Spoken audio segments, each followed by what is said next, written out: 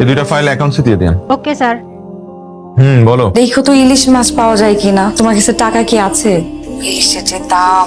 না, টাকা হবে, অসুবিধা নেই, আনবো। আচ্ছা শোনো না। হ্যাঁ বলো, শুনছি। তুমি কি করো?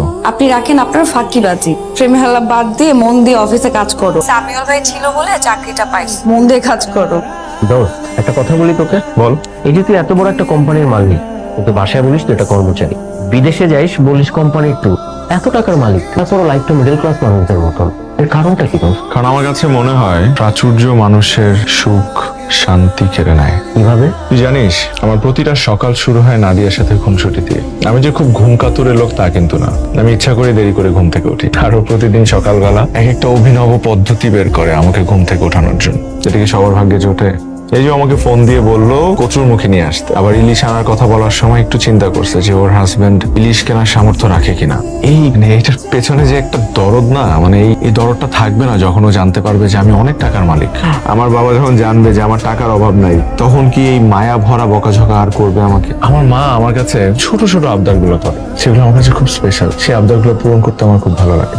তো এগুলো কিচ্ছু থাকবে না যখন তারা জানতে পারবে যে আমি অনেক টাকার মালিক। তার মানে কিন্তু এই না যে আমি ওদেরকে কষ্টে রাখছি, আমি কিন্তু কোনো কিছুর কমতি রাখি না, শুধু এই সত্যটা গোপন করছি, এই তো।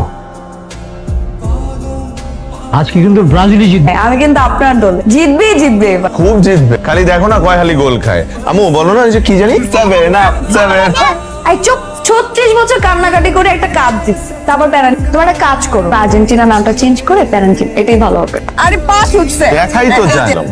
এখন বুকটা দুজনের সিট হবে না? সরি, আমাদের স্যার লাঞ্চ আউটটা তার ফ্যামিলির জন্য বুক করে রেখেছে। আচ্ছা আমি একটা জিনিস বুঝি, যখনই তুমি আমাদেরকে নিয়ে খেতে বের হও, তখন যে রেস্টুরেন্টে যাই সেই রেস্টুরেন্টই ফাঁকা থাকে। মানে যখনই আমরা একসাথে কোথাও খেতে যাই, ওই রেস্টুরেন্টে আমরা ছাড়া কোনো কাস্টমারই নাই। হ্যাঁ, এটা আমি কি করে বলবো বলো তো, লাকিলি হয়তো বা হয়ে যায়। জানেন, শুনেন একটা কাজ করেন, আজকে আমাকে নিতে আসতে হবে না, আমি আমার মতো চলে আসতেছি, আপনারা আপনাদের মতো চলে যান। Okay sir. আমার কথাটা একটু বিশ্বাস করে। বিশ্বাস করবো আপনার কথা? কি বলতেছেন ভাবি? মানে একটা সুন্দরী রমণী এসে আমার হাজবেন্ডকে রাস্তায় দাঁড়িয়ে কোটটাই পরে দিয়ে নিয়ে চলে গেল, মানে এত সহজ? আমি তো আমার হাজবেন্ডকে চিনি, তাই না ভাবি? আমার হাজবেন্ড মেয়ে মানুষের আশেপাশে ঘেসতেই পারে না, ঘেসলে 100 হাত দূরে চলে যায় এক লাফ দিয়ে। আশ্চর্য ভাবি। চোখের একটা ভালো ডাক্তার দেখান, একটা চশমা নেন আপনি। ওকে স্যার, হয়ে যাবে। কি ঠিক আছে? আপনি সবসময় বলেন ঠিক আছে, ভূত দেখছিস নাকি? আরে তার থেকেও সিরিয়াস, ভাবি আসছে। কার ভাবি? তোর ভাবি। ও, আরে আমার ভাবি। তোর ভাবি মানে নাদিয়া অফিসে আসছে? আমাকে তো বলে নাই। প্রচুর অফিসে আসবে আমি তো জানি না।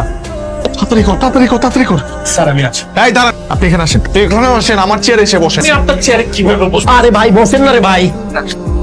তামিল ভাই, আরে অফিসে আজকে না বলে হুট করে?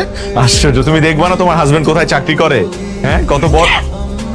উনি হচ্ছে আমাদের অ্যাকাউন্টস ম্যানেজার। আসসালামু আলাইকুম। তুমি চলো না, তোমার রুমে গিয়ে বসি, তুমি কাজগুলো শেষ করো, তারপর একসাথে দাওতে যাবো। বসতে হবে না ভাবি, বসতে হবে না ভাবি। না মানে ওই যে কই যেন যাবেন বললেন, অপেক্ষা করে কি হবে? তুই আর ভাবি বের হয়ে যান এখনই। ইউ কি করতেছো তুমি? কে? আরে তুমি এই গাড়ি তুলতেছো কেন? না মানে এটা তো না, আমি আসলে এইটা হুট করে চলে আসছো না খুশির চোটে, মানে নার্ভাস হয়ে। সামিলের গাড়ি না? জি স্যার, সামিলের গাড়িতে উড়ে যাচ্ছিলাম। আমি স্যার বলছি ম্যাডাম নিয়ে এগিয়ে যেতে স্যার। হ্যাঁ আসো আসো, চলো। আসো, সবাই চলে আসছে, তোমরাই শুধু লেট করে ফেললা। শোন, তোকে একটা কথা বলি, পুরুষ মানুষের জেদ থাকার দরকার আছে। জেদ কিন্তু খারাপ কিছু না। জেদ না থাকলে তোর হাজবেন্ডের মতো সারা জীবন ম্যানেজারই করে বেড়াইতে হবে। মা গিফটটা দাও, মা জুনায়েদকে গিফটটা দাও। তোমরা আবার এসব গাড়ি টাড়ি আনতে গেলে কেন? ও তো এসব গাড়ি নিয়ে আজকাল খেলে না। ওর মামা আমেরিকা থেকে একটা ড্রোন পাঠিয়েছে, 1.5 লাখ টাকা দাম। ভাবা যায়? এখানে দাঁড়িয়ে দাঁড়িয়ে গল্প হবে নাকি? কেকটা কেটে ফেলে আসেন আসেন। আর কতদিন এরকম অন্যের চাকরি করবা? চাকরি করা মানে জানো তো? চাকরি করা মানে হচ্ছে চাকরের মতো কাজ করা। আমি বুঝি না তোমরা এখনকার ছেলেপেলেরা কেন যে মানে শুধু চাকরির পেছনেই ছোট। ভাইয়া, ও কিন্তু এখন সিনিয়র ম্যানেজার। হাই হাই, এটা তুমি কি করছো পিউ? তুমি জানো এটার দাম কত?